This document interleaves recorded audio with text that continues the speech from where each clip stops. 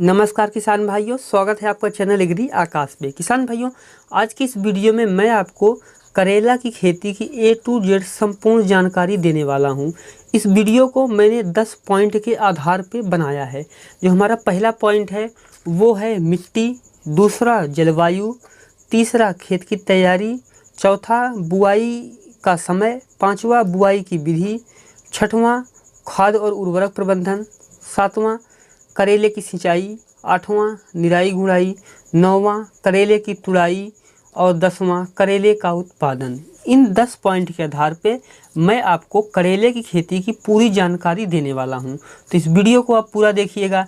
Agree आकाश channel पे आप पहली बार आए हैं, चैनल को सब्सक्राइब कर लीजिएगा, क्योंकि इस चैनल पर मैं आपके लिए खेती बाड़ी से जुड़ी हुई ऐसी ही महत्वपूर्ण वीडियो बनाता रहता हूं। चलिए शुरू करते हैं। किसान भाइयों, सबसे पहले हम बात करेंगे मिट्टी की। किसान भाइयों, करेला की खेती के लिए आपको ऐसी मिट्टी का चुनाव करना चाहिए जिसमें कि पानी सोखने की क्षमता ज़्यादा हो और पानी वहाँ पे ना रुकता हो।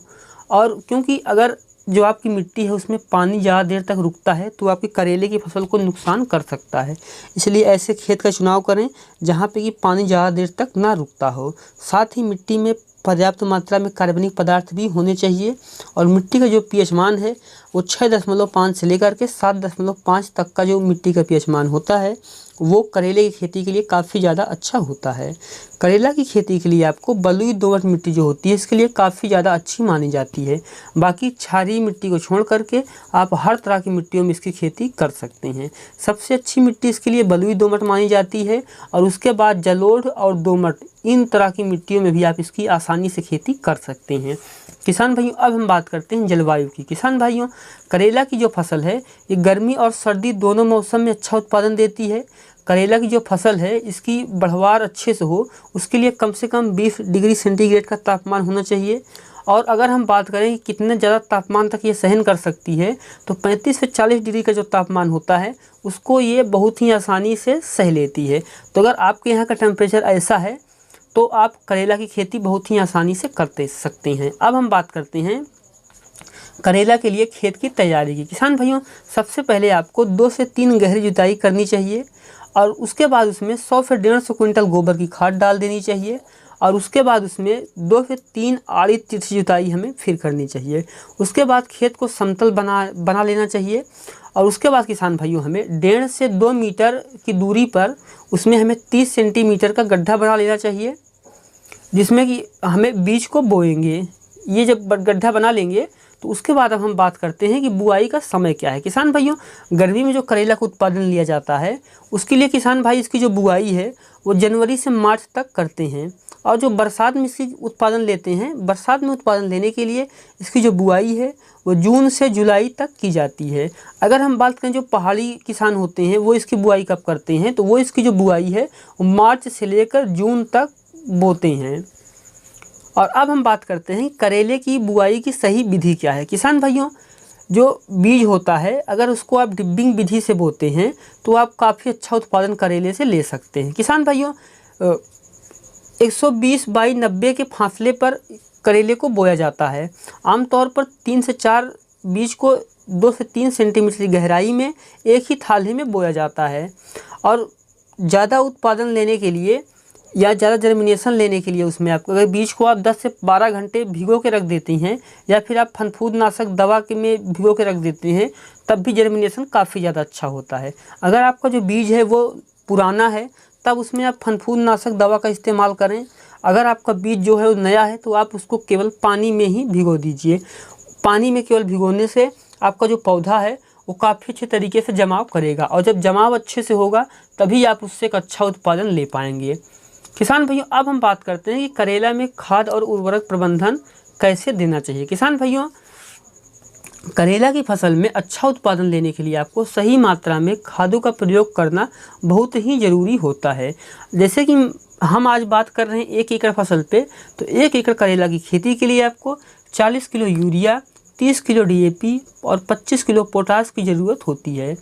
किसान भाई इसकी जो खेती है वो 2 तरीके से करते हैं। कुछ किसान भाई सीधे बीज से इसकी बुआई करते हैं और कुछ किसान भाई हैं जो इसकी पहले नर्सरी डालते हैं उसके बाद इसकी रोपाई करते हैं। तो चाहे आप सीधे बीज की बुआई कर रहे हैं या फिर रोपाई कर रहे हैं, आपको जो 20 किलो यूरिया, 15 किलो DAP और 12 किलो पोटास, ये आपको आखिरी जुताई के समय मिट्टी में मिला देनी है।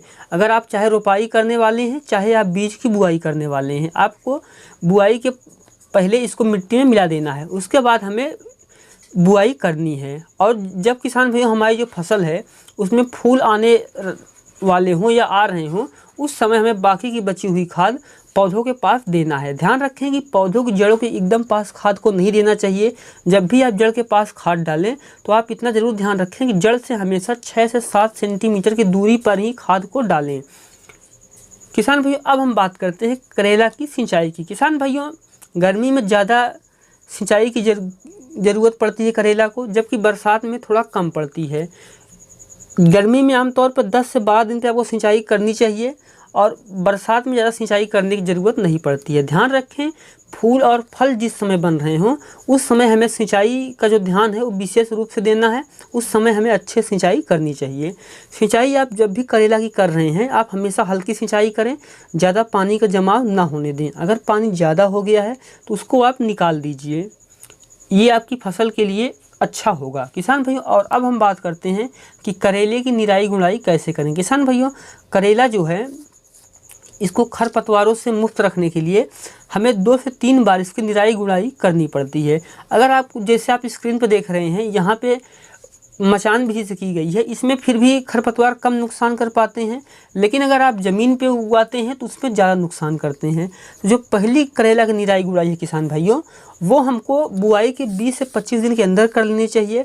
और बाकी की जो निराई गुड़ाई है वो 1 से 1.5 महीने के अंतराल पर हमें करते रहना चाहिए। निराई गुड़ाई करने के अपने अलग फ़ायदे होते हैं। जो हम मिट्टी में खाद देते हैं वो हमारी फसल को लगता है, वो ज़मीन में वेस्ट नहीं होता। अगर घास पे जो खाद लगती है तो खाद भी वेस्ट हो जाती है और मिट्टी की जो ताकत है वो भी बेकार हो जाती है। तो इसलिए हमें निराई गुड़ाई हमेशा करके रखनी चाहिए। और अब हम बात करते हैं कि करेला की तुड़ाई। किसान भाइयों, करेले की जो फसल है ये बीज की बुआई से लेकर के पहली फल तुड़ाई तक लगभग 50 से 55 दिन में जो ये प्रोसेस है ये पूरा हो जाता है। यानी जब आप बीज को बोते हैं और जब आप पहला फल तोड़ते हैं, उसके बीच में 50 से 55 दिन में आपको पहले फल की तुड़ाई हो जाती है। और इसके बाद आपको 2 से 3 दिन के अंतराल पे आपको तुड़ाई करते रहना चाहिए, क्योंकि जो करेला है इसके फल जो हैं वो बहुत जल्दी पक जाते हैं और लाल पीले होने लगते हैं।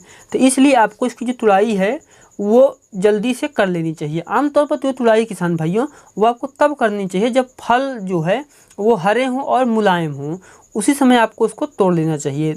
जब भी आप फलों की तुड़ाई करने जाएं, हमेशा आप सुबह के समय में तुड़ाई करें, इससे फल काफ़ी प्रफुल्लित दिखाई देते हैं।